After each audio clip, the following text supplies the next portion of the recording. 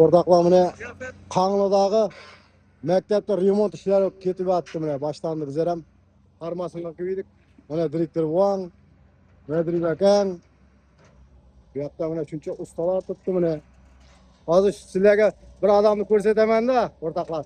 Qani aka, internetda yarib portlatgan odamni ko'rsataman men. Internetda yarib portlatgan odamni. Yo'q aka, ey, yo'q aka. Yo'q aka var o. Qacha o'raday bu.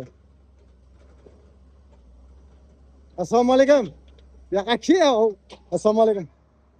Atabek tushirib yuboring. Hey. Siz tushirmaymi? Assalomu alaykum. Intervyu olib qochib yotdi. Qarmasini qo'ydim. Assalomu alaykum. Assalomu alaykum. Assalomu alaykum. Atakan. Açmazsan içkeridekiler. Ya onu qochib yotdi bu. Remont olup yattı. Hayırlıka qana dişsiz qarman. Bu qarmasini qo'ydim. Yaxshi, bor bo'ling, jolli yurtlarma. Shu mana e'lotimizda shunday o'zgarishlar bo'ladir. Yo'llar, maktab. Ova, yo'llarimiz. Maktab polni kapitan remont bo'ladi, xudo Xudo xolasa. xolasa. quriladi. Bo'ladi, buni yaxshi. Siz prorab deyman, ha? Onda kelib video olib turaman deydim, xudo xolasa. Bu yangiliklarni mana chetdagilarga ko'rsating. Mana shu Qangli maktab mana remont bo'ladir. Kuzatib boringlar.